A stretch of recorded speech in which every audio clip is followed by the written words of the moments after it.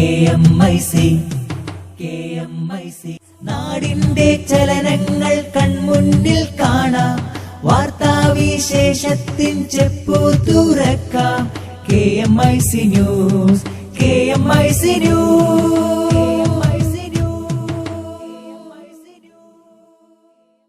അസ്സലാമു അലൈക്കും വറഹ്മത്തുള്ളാഹി വബറകാതുഹു.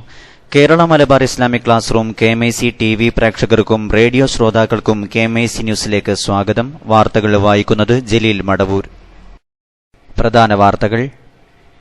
കനത്ത സുരക്ഷയിൽ പ്രധാനമന്ത്രി നരേന്ദ്രമോദി നാളെ കോഴിക്കോട്ടെത്തും. കതിരൂർ മനോജ് വധക്കേസ് CPM കണ്ണൂർ ജില്ലാ സെക്രട്ടറി P. ജയരാജൻ ഹൈക്കോടതിയിൽ ജാമ്യാപേക്ഷ സമർപ്പിച്ചു. രോഹിത് വെമുലയുടെ മരണത്തിനുശേഷം അടച്ചിട്ട ഹൈദരാബാദ് സർവകലാശാലയിൽ ക്ലാസുകൾ ആരംഭിച്ചു. തെളിവുകൾ കൈമാറി അബ്ദുള്ളക്കുട്ടിക്കെതിരെ പരാതി നൽകിയത് തമ്പാനൂർ രവി പറഞ്ഞിട്ടെന്ന് സരിത. രമേശ് ചെന്നിത്തലയ്ക്ക് ബാർ അസോസിയേഷൻ 2 കോടിയും ശിവകുമാറിന് 25 ലക്ഷവും നൽകിയെന്ന് Biju Ramesh. Vigilance judge SS Vasan വിരമിക്കൽ തീരുമാനം പിൻവലിച്ചു. വാർത്തകൾ വിശദമായി. കനത്ത സുരക്ഷയിൽ പ്രധാനമന്ത്രി നരേന്ദ്രമോദി നാളെ കോഴിക്കോട്ട്. ഇന്നലെ മുതൽ നഗരം കേന്ദ്ര സംസ്ഥാന രഹസ്യാന്വേഷണ വിഭാഗത്തിന്റെ നിരീക്ഷണത്തിലാണ്. DIG സേവാങ് നംഗ്യാലിന്റെ നേതൃത്വത്തിലുള്ള പ്രധാനമന്ത്രിയുടെ സുരക്ഷാ ചുമതല വഹിക്കുന്ന 40 അംഗ സ്പെഷ്യൽ പ്രൊട്ടക്ഷൻ ഗ്രൂപ്പിന് പുറമെ 4 SP-മാരുൾപ്പെടെയുള്ള 1314 പോലീസുകാരെയാണ് സുരക്ഷയ്ക്കായി വിന്യസിച്ചിരിക്കുന്നത്. ഉത്തരമേഖല ADGP Nitin Agarwal, Thrissur range IG EMR Ajith Kumar, city police commissioner Uma Behra, DCP C Sali എന്നിവരുൾപ്പെടെയുള്ളവരുടെ നേതൃത്വത്തിലാണ് സുരക്ഷാ ക്രമീകരണങ്ങൾ. സ്വപ്നനഗരിയിൽ നടക്കുന്ന ഗ്ലോബൽ ആയുർവേദ ഫെസ്റ്റിവലിന്റെ ഭാഗമായുള്ള വിഷൻ കോൺക്ലേവ് ഉദ്ഘാടനം ചെയ്യുന്നതിനായാണ് പ്രധാനമന്ത്രി എത്തുന്നത്. കരിപ്പൂരിൽ വിമാനത്തിലിറങ്ങുന്ന പ്രധാനമന്ത്രി അവിടെ നിന്ന് പ്രത്യേകം സജ്ജമാക്കിയ ഹെലികോപ്റ്ററിൽ 12:05 വെസ്റ്റ് ഹിൽ മൈതാനത്തിറങ്ങും. അവിടെ നിന്നും കാർ മാർഗം സ്വപ്നനഗരിയിലേക്ക് എത്തുംവിധത്തിലാണ് സുരക്ഷാ ക്രമീകരണങ്ങൾ. തിരിച്ചും ഇതേ രീതിയിലാണ് അദ്ദേഹം മടങ്ങുക. പ്രധാനമന്ത്രി വന്നിറങ്ങുന്ന വെസ്റ്റ് ഹിൽ വിക്രമ മൈതാനിയിൽ ഹെലിപാഡ് വീതികൂട്ടൽ ഇതിനകം പൂർത്തീകരിച്ചു.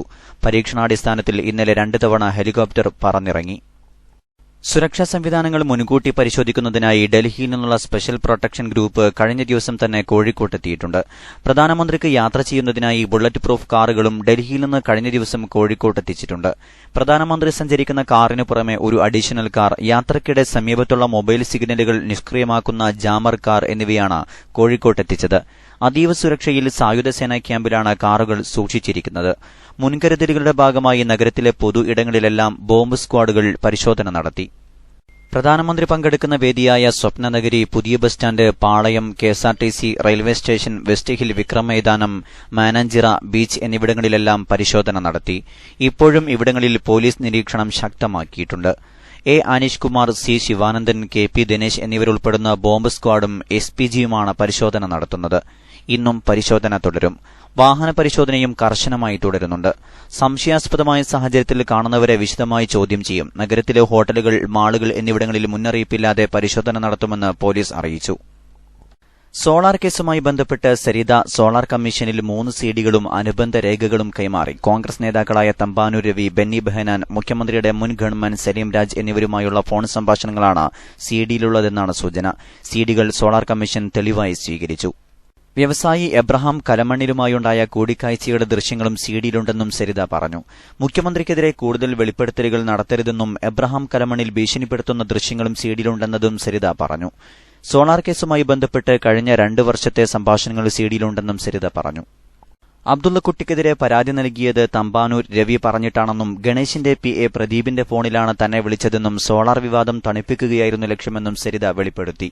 പരാതി കൊടുത്താൽ മാത്രം മതിയെന്നും ബാക്കിയെല്ലാം തങ്ങൾ നോക്കിക്കൊള്ളാമെന്നും ഉറപ്പ് നൽകിയിരുന്നു. പിന്നീട് പ്രശ്നം കോൺഗ്രസിൽ ചർച്ചയായപ്പോൾ പരാതിയിൽ നിന്ന് പിൻവാങ്ങണമെന്ന് ബെന്നി ബെഹനാൻ ആവശ്യപ്പെട്ടതനുസരിച്ചായിരുന്നു പരാതി പിൻവലിച്ചത്.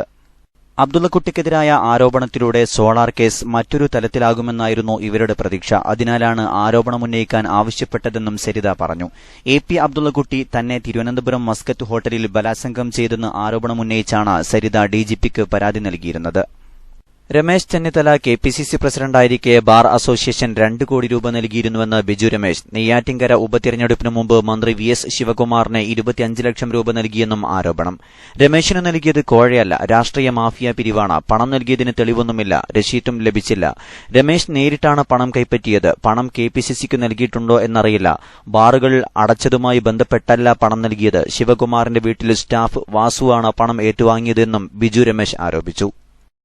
കെ ബാബു പറഞ്ഞിട്ട് തന്നെയാണ് ആ സമയത്ത് ഇവിടെ വിളിച്ചിട്ട് കൃഷ്ണദാസാണ് വിളിച്ച് പറയുന്നത് അത്യാവശ്യമായിട്ട് 25 ലക്ഷം രൂപ ക്യാഷ് കൊടുത്ത് ഇവിടെ എത്തിച്ചിട്ടുണ്ടായിരുന്നു. അതുകൊണ്ട് ആ ക്യാഷ് അവിടുന്ന് വരും ആളുവരും കൊടുത്തു വിടണമെന്ന് കൊണ്ടുപോയി കൊടുത്തു വിട്ടത് മാസു എന്ന് പറഞ്ഞ ആളുടെ അവർ തന്നെ ഇവിടെ വന്നിട്ടാണ് ഇവിടെ പോകുന്നത്.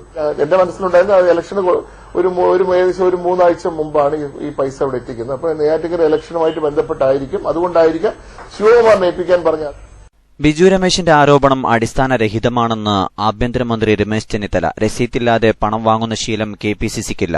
മുഖ്യമന്ത്രിയോ മന്ത്രിമാരോ പറഞ്ഞിട്ട് ആരും KPCCക്ക് പണം നൽകിയിട്ടില്ലെന്ന് രമേശ് ചെന്നിത്തല വാർത്താക്കുറിപ്പിൽ അറിയിച്ചു. ആരോപണം അടിസ്ഥാനരഹിതമാണെന്ന് മന്ത്രി VS ശിവകുമാർ. താനോ സ്റ്റാഫോ പണം വാങ്ങിയിട്ടില്ലെന്നും ശിവകുമാർ പറഞ്ഞു.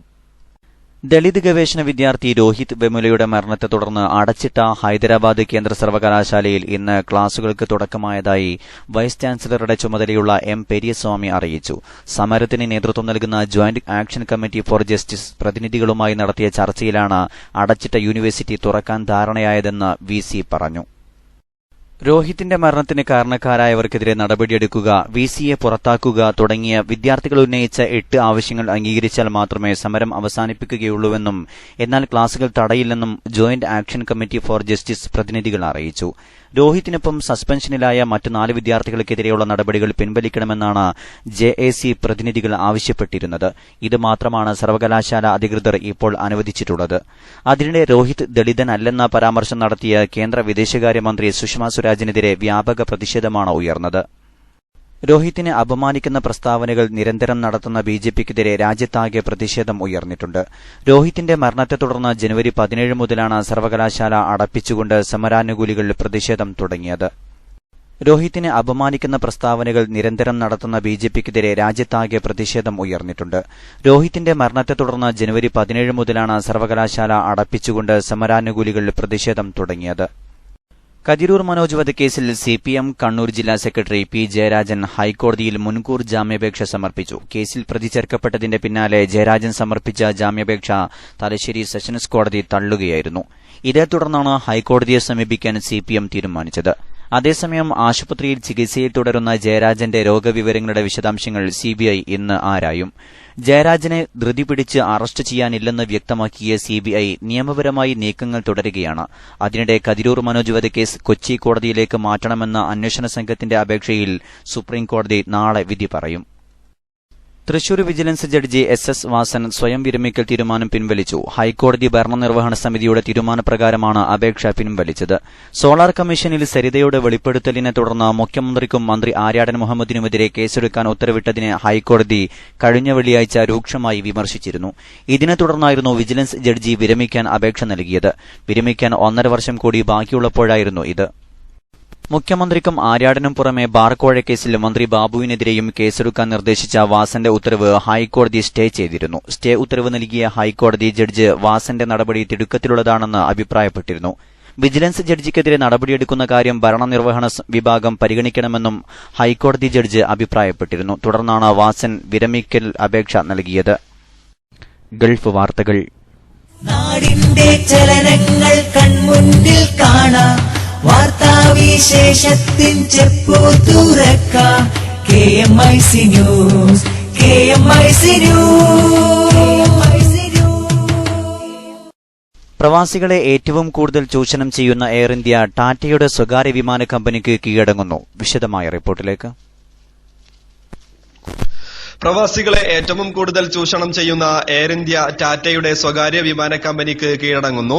ഇന്ത്യയിൽ നിന്നും വിദേശ സർവീസ് നടത്താൻ 20 വിമാനങ്ങളും 5 വർഷം ആഭ്യന്തര സർവീസ് നടത്തണമെന്നുമുള്ള കേന്ദ്ര വ്യോമയാന മന്ത്രാലയത്തിന്റെ വ്യവസ്ഥ മാറ്റുന്നതിനെ ശക്തമായി എതിർത്തിരുന്നത് എയർ ഇന്ത്യയായിരുന്നു. ഇപ്പോൾ ഈ നിയമം മാറ്റുന്നതിനെ തങ്ങൾ എതിർക്കില്ല എന്നാണ് എയർ ഇന്ത്യ വ്യക്തമാക്കുന്നത്. ഇത്രയും കാലം പിന്തുടർന്ന നയമാറ്റമാണ് സംശയത്തിന് കാരണമാകുന്നത്. കഴിഞ്ഞ വർഷം ആരംഭിച്ച ടാറ്റയുടെ എയർ വിസ്താരക്ക് വിദേശ സർവീസ് നടത്താനുള്ള അനുമതിക്കു വേണ്ടിയാണ് എയർ ഇന്ത്യയുടെ കരണമറിച്ചിൽ എന്നാണ് വ്യോമയാന രംഗത്തെ വിദഗ്ധർ വ്യക്തമാക്കുന്നത്. എയർ ഇന്ത്യ കേരളത്തിലേക്ക് ഏറ്റവും പഴയ വിമാനങ്ങൾ ഉപയോഗിച്ച് കൂടുതൽ നിരക്ക് ഈടാക്കിയാണ് സർവീസ് നടത്തുന്നത്. അതേസമയം ഉത്തരേന്ത്യയിലേക്ക് ഡ്രീം ലൈനർ പോലെയുള്ള ആധുനിക വിമാനങ്ങൾ സർവീസ് നടത്തി കുറഞ്ഞ നിരക്കാണ് ഈടാക്കുന്നത്. കേരള സർക്കാർ സ്വന്തം വിമാന കമ്പനി തുടങ്ങാൻ വേണ്ടി ഏറെ പരിശ്രമിച്ചിട്ടും നടക്കാതെ പോയത് എയർ ഇന്ത്യയുടെ ഈ സമീപനം കൊണ്ടായിരുന്നു.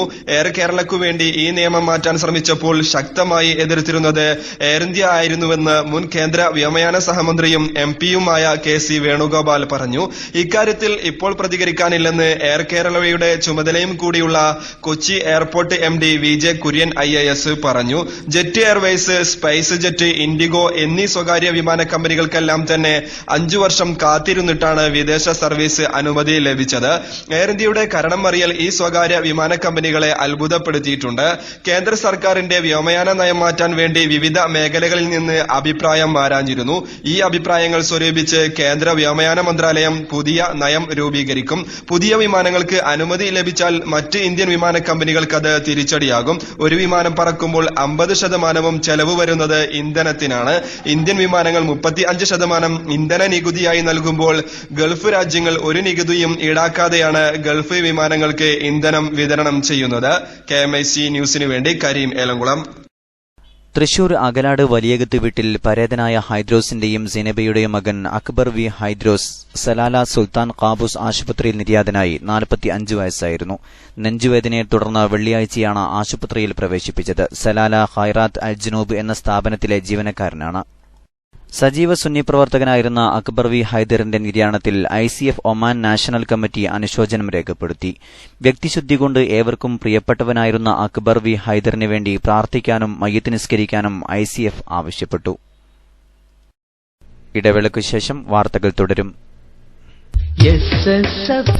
മക്കൾ ഞങ്ങൾ ധർമ്മപ്പടയുടെ ഘോഷം, കർമ്മം കൊണ്ട് ജയിക്കും ഞങ്ങൾ വിമോചനത്തിന്റെ വഴി. മക്കൾ ഞങ്ങൾ ധർമ്മപ്പടയുടെ ഘോഷം, കർമ്മം കൊണ്ട് ജയിക്കും ഞങ്ങൾ വിമോചനത്തിന്റെ വഴി. സംസ്കാരത്തിൻ ഭദ്രത കാക്കാൻ കൈകൾ കോർക്കൂ സോദരരെ, സാമ്രാജ്യത്വം വിസമ്മതിക്കാൻ പടയണി ചേരൂ സോദരരെ.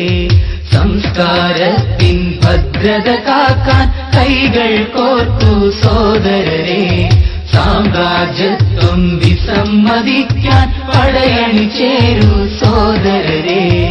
അടിമത്തത്തിൻ ചങ്ങല പൊട്ടി ചുണരാം നമുക്കു ഗതിവേഗം, അധർമ്മക്കോട്ട തകർത്തെറിയാമിനി ഒത്തൊരുമിക്കൂ അതിവേഗം.